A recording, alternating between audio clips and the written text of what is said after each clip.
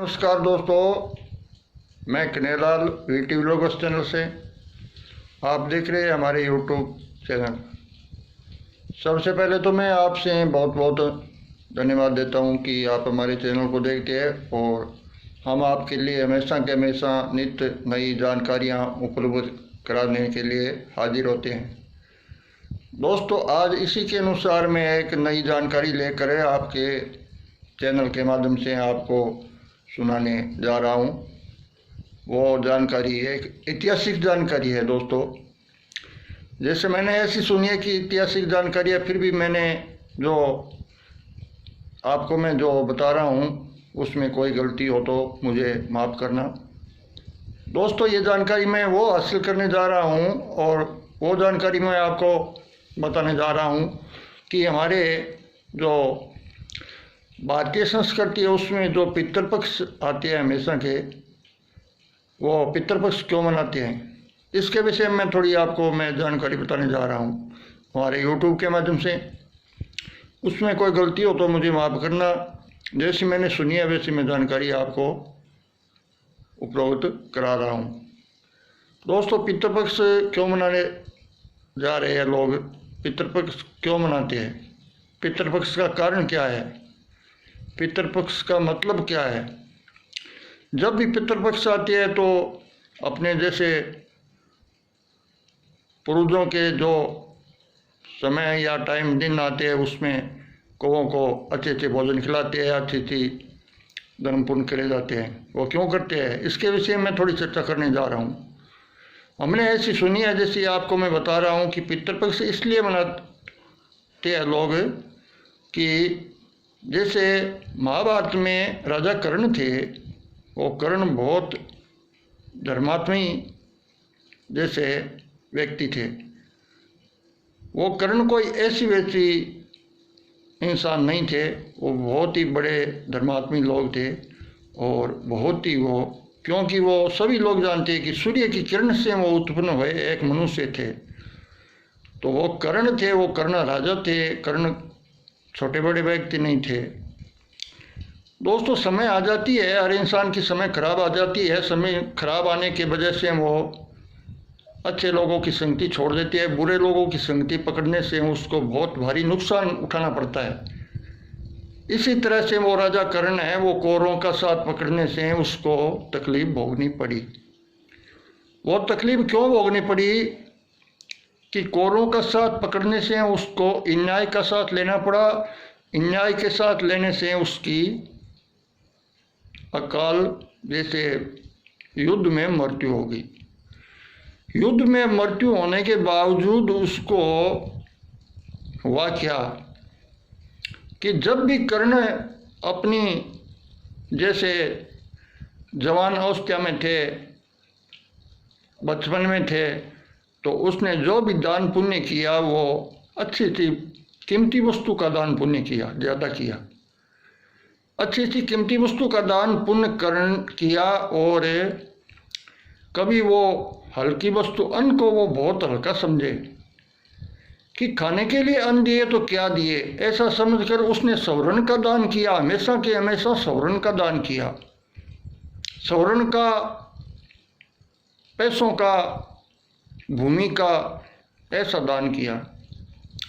उसने कभी खाने की वस्तु का दान नहीं किया। ये ऐसे समझे कि खाने वाला तो हर कोई इंसान दे देता है, लेकिन कीमती वस्तु है वो कोई दे नहीं सकता।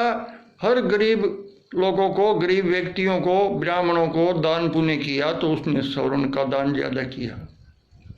इसकी वजह से उसको जब महाभारत के युद्ध में मृत्यु हो जाती है तो समय के अनुसार उसको आगे जो धर्मात्मी थे तो उसको स्वर्ग में भेज दिया और स्वर्ग में धर्मराज जी ने उसको जैसे कीमती ही चीज़ आगे ला कर रख दी और स्वर्ण ही स्वर्ण उसको आगे कर दिया।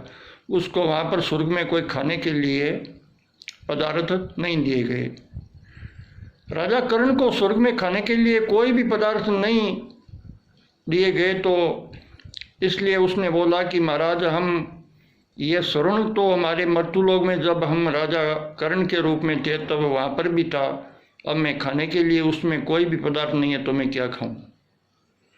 धर्मराज जी को ऐसा बोला तो धर्मराज जी ने कहा कि देख राजा कर्ण, तुम पहले के ज़माने में मर्तुलोक में कर्ण थे, तब तुमने बहुत सारे दान पुण्य किए, लेकिन तुमने कभी खाने की पदार्थ तो कभी कोई दान पुण्य की ही नहीं।